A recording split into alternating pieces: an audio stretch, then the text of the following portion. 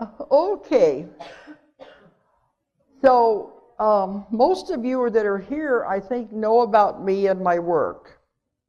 Majority of you, I know a lot of you keep coming up to me and talking to me, so I think a lot of you do know my work.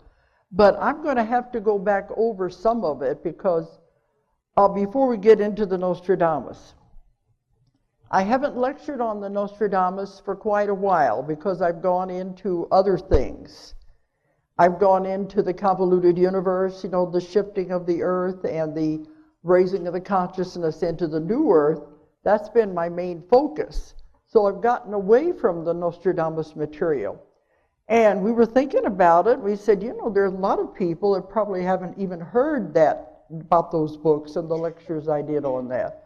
So we said, okay, I'll do that for this one and kind of review all of that. But some of you have probably read the books because they've been out for 20 years. That's a long time, and there's hundreds of thousands of copies have been sold all over the world, and they're in 20 different languages. So they've been covering a lot of territory. So the majority of you have probably already read them, but then other people said they don't even know who Nostradamus is. But the first thing I want to do, though, is go into a little of my background. You know, people are always asking me, how did you get started in all of this? I said, that's a long story. And I usually tell them it was in the first book that I ever wrote was the story of how it all happened. The first book I ever wrote was called 5 Lives Remembered. That book has never been published. And the reason why was because it was before its time. And it was a story of how I started out 40 years ago in the 1960s. And it was me and my husband, and we were in the very beginning of hypnosis. That's why when I give my classes and everything, I tell people I've been at this for 40 years. I know every phase of hypnosis there is because I've done it. But I've seen how it can be, how it has changed and how everything has evolved. And that's how I developed my own technique, because I saw what was not needed and I was going to try something new. And that's how I have gotten to what I'm doing now, is by trying and experimenting. But back 40 years ago was my husband and I were working on this. And he had just come back from Vietnam. And we were stationed down in Texas on a Navy base. He was 21 years in the Navy. So we were stationed down there. And in those days, it was all stop smoking, lose weight. That's the only thing hypnosis was used for. You would never have done anything like what I do now. It was unheard of. The only book out at that time dealing with this was The Search for Bridie Murphy. You remember that? That's a book today that wouldn't even be published. It's too simple, too ordinary. I get hundreds and hundreds of those sessions all the time, and I put them in a box. They would never get published because they were too ordinary. That was a book before its time.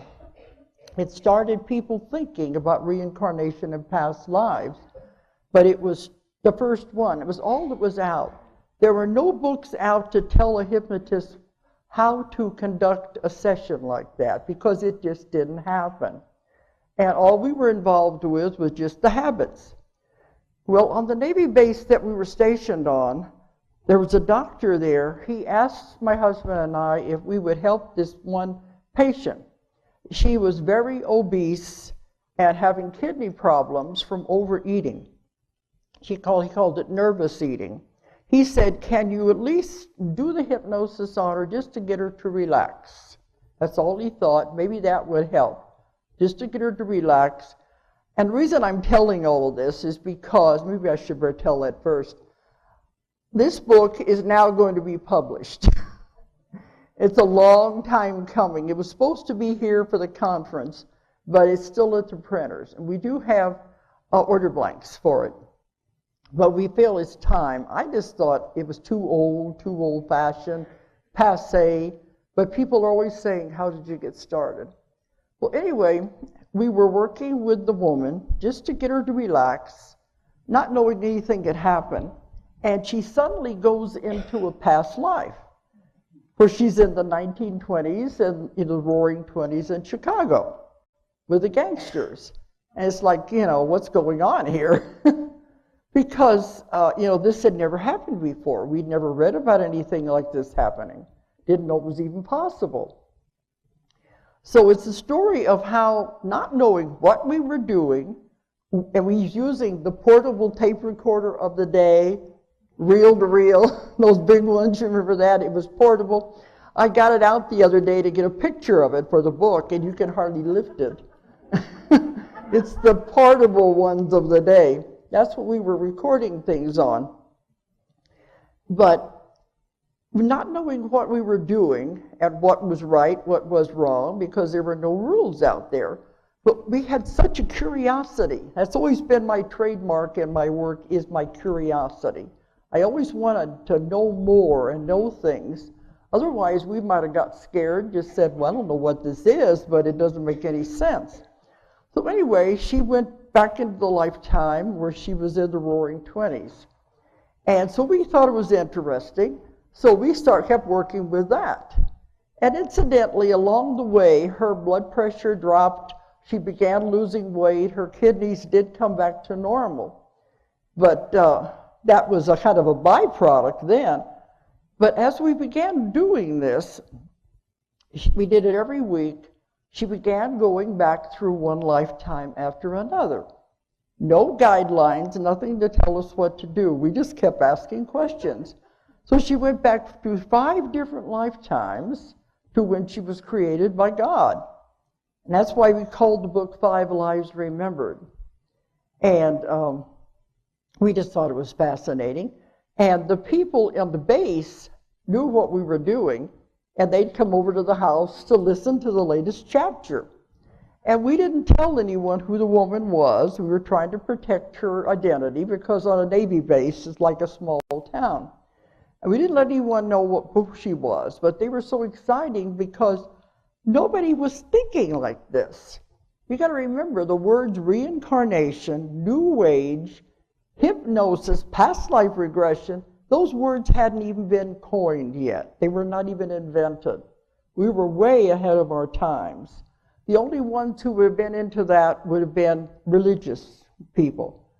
But nobody at that time knew anything about it. There were no New Age stores. They hadn't even come along. There were no books on reincarnation, no books on past life regression.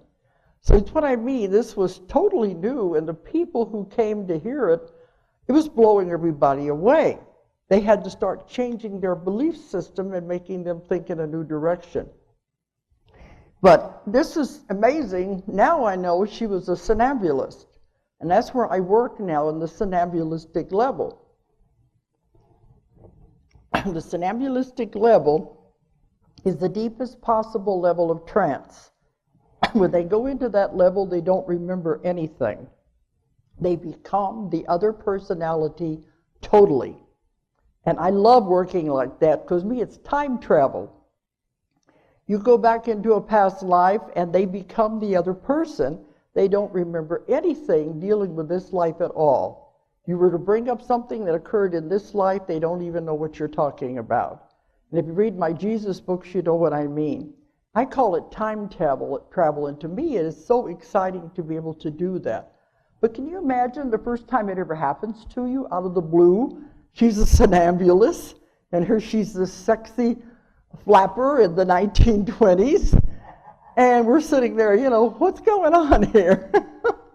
And then one of her lives, she was in the Civil War, a Southern belle on a plantation. I mean, this was all very exciting. So people would come over and they'd listen to this. And we spent months working on this. And we started experimenting. Well, we can do this. What else can we do? Then we even went into the future just to see what we were going to be doing. Your curiosity is out there, why not? And we even started exploring events. And one of them, we had her go to the Kennedy assassination, which in those days it only happened a few years before, and tell us what was happening at that time. She saw everything that happened, and she reported he was killed with a crossfire. And here we're sitting there, what? Because that was not what the Warren Commission had said at that time, with the conclusions they'd come to. So we were experimenting and doing all kinds of things nobody'd ever heard of. And then it was just like, well, what can we do next? Because it was so exciting. Now, the book is all about all of these things we went through. The amazing thing is, everything we found in that life has not been discredited now. We had walk-ins before the term was even formed. You know, Ruth Montgomery didn't come up with the term walk-ins until the 1970s. In that's fooling around and experiment, we had walk-ins. So you imagine what this is like if you've never heard of it before. So anyhow, this went on for several months, and it was exciting. Then it all came to an abrupt, crashing, terrorizing halt, because my husband was on his way to the base one night and he was almost killed. He was hit by a drunk driver, and he had a Volkswagen bus and nothing in front of you, a head-on collision on the way to the base, and he was ground into the metal. His body was completely crushed. And the doctors, at that time, they had the helicopters there. They didn't have the jaws of life. They were going to amputate his legs to get him out of the car. It was a really horrible experience. And they got him out. The only way his life was saved was because the car in back of him, there was a corpsman that had just returned from Vietnam. And he knew how to handle trauma, and he was able to get to him. But he lost all the blood in his body. His body was completely crushed. His face was torn apart. I mean, when they got there with the helicopter and finally hooked the fire truck to one end of the car and the other car to the other to pry it apart to get him out. And when they got him in the helicopter, he'd lost all the blood in his body. And they said, there's no way this man can live. And even his heart stopped 3 times during all of this. And they said, if he does live, he's going to be a vegetable. So you can imagine what this was on me. But I know when I got to the hospital that night, and the doctors were all coming in telling me, 5 doctors, one after the other, saying there's no way this man can live. It's too much trauma, too much damage. And I kept telling them, no, you don't know. Because when we were doing that experimenting, we had her see the future. And she saw us living where we are now in the country out here in Arkansas. She didn't say Arkansas, she saw it was in the country. Saw us with grandchildren. And my oldest daughter was only 15 at that time. And it was like she saw us in the future. And I believed that because this was so fascinating, I knew it had to be true. So when the doctors were coming in and telling me he couldn't possibly live during the night, I said, no, he is. I couldn't tell them how I knew, but I knew they were wrong. And finally they said, well, if you're that sure about it, maybe he'll have a chance. So during the time he was in and out of consciousness, in and out of a coma for a long time, and all kinds of miracles began happening. His face went back together without any plastic surgery. They began calling him the Miracle Man. All kinds of things happened that could not possibly have happened. They didn't have to amputate. They put him in a body cast, and he was in that body cast for 8 months. He spent a year in the hospital. But when they saw he was finally going to live, and they were just completely astounded, they said then they better start putting him back together. So anyway, during all of this was going on, the people on the base began saying, this is your punishment. Fooling around with something you're not supposed to be fooling around with. Reincarnation, for goodness sakes. You're not supposed to do those things. You're asking questions. You're peeking around hidden corners, opening up hidden doors. And they were all saying, this is your punishment for doing those things. I couldn't believe that. Because when we were taking her back through the 5 lives, she went back to where she was created by God. And we found a God that was so loving, I knew he couldn't punish somebody for asking questions and wanting to know more. So I knew that couldn't be the truth. But we went through a very bad time there anyway. And he spent a year in the hospital. And when he was finally put out, we moved up here to Arkansas, and he spent 25 years in a wheelchair. But he made his life of his own. He went into a black depression because his life was over, and we had a very hard time. But the book tells the story of how all of this happened. And I wrote the book, 35 years ago, right after all the incidents and what happened. And I tried to get it published. It was ahead of its time. Nobody knew anything about reincarnation. They didn't know about past lives. So I went through years of having the rejection come back. I said, I know what it's like to be an author. I've had absolutely every disappointment and heartbreak that can happen to an author has happened to me. I've been there, done that. So as all of these things kept coming back, I finally gave up. I said, well, it's not going to be published. There was no New Age bookstores. I think the bookstores had one little shelf for anything metaphysical. That's how far ahead we were of our time. So I said, all right, I'll just put it aside.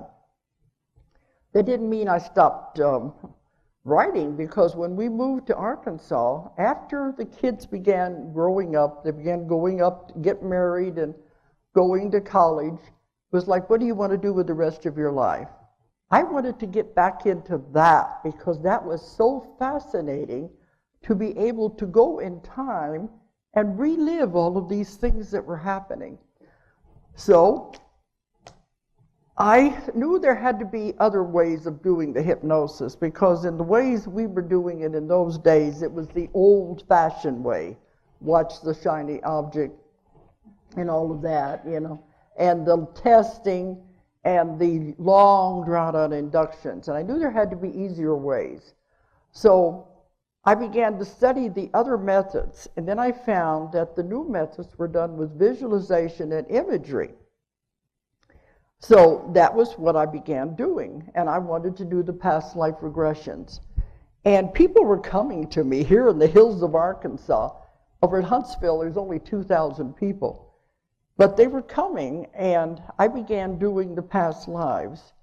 And immediately, I was having somnambulists, which are the deepest trance subjects. They became the other people. The first ones that came to me were the Jesus material. Now, the odds on this stuff is happening is really very slim. But that's why I said I didn't stop writing. I put the other book aside. I began doing this kind of research, gathering material, and I started writing other books. The other books have all been printed over the years. The Jesus material, the Nostradamus material, all my books on UFOs, on life after death. I've got 15 books out now that I've done. And every time I get a lecture, they say, well, why don't you print that book about how it started?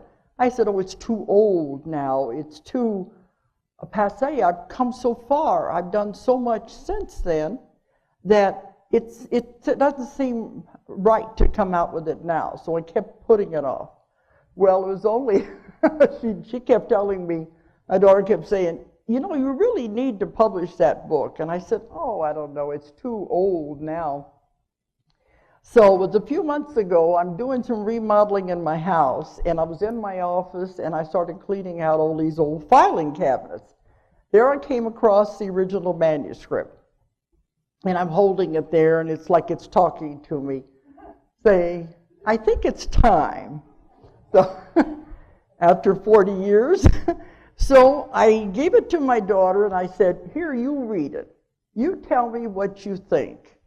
Is it passé, you know, is it too old?